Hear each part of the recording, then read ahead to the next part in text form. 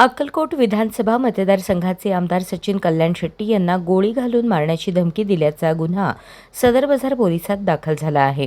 या पार्श्वभूमीवर आमदार कल्याण शेट्टी यांच्या जीवाला धोका आहे, त्यांना वाढीव पोलीस बंदोबस्त द्यावा अशा मागणीची निवेदने विविध संघटना आणि कार्यकर्त्यांनी शहर ग्रामीण पोलिसांना दिली आहेत।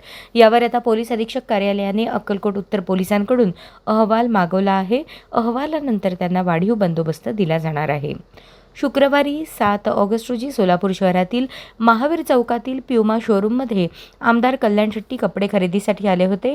ते कपडे खरेदीसाठी शोरूममध्ये गेले आणि त्यांच्या गाडीचा चालक गाडीतच थांबला होता।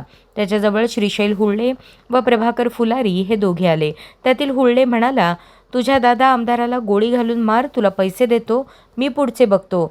तर हुळ्ळेचा चालक प्रभाकर फुलारी म्हणाला, साहेब काय म्हणतात ते नीट ऐक, त्यात तुझा फायदा आहे। आमदार कल्याण शेट्टी यांचा चालक आनंद स्वामीराव सुरवसे याने सर्व हकीकत सांगितली। चर्चेअंती चालक सुरवसे याने सोलापूर शहरातील सदर बाजार पोलीस ठाणे गाठले आणि दोघांविरुद्ध फिर्याद दिली। पोलिसांनी यात प्रभाकरला काही तासात अटक केली आणि न्यायालयाने त्याला 3 दिवसांची पोलीस कोठडी ठोठावली होती।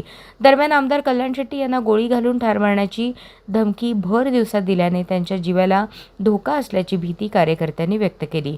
त्यावरून जिल्हाधिकारी, पोलीस आयुक्त व पोलीस अधीक्षक कार्यालयास निवेदने देण्यात आली।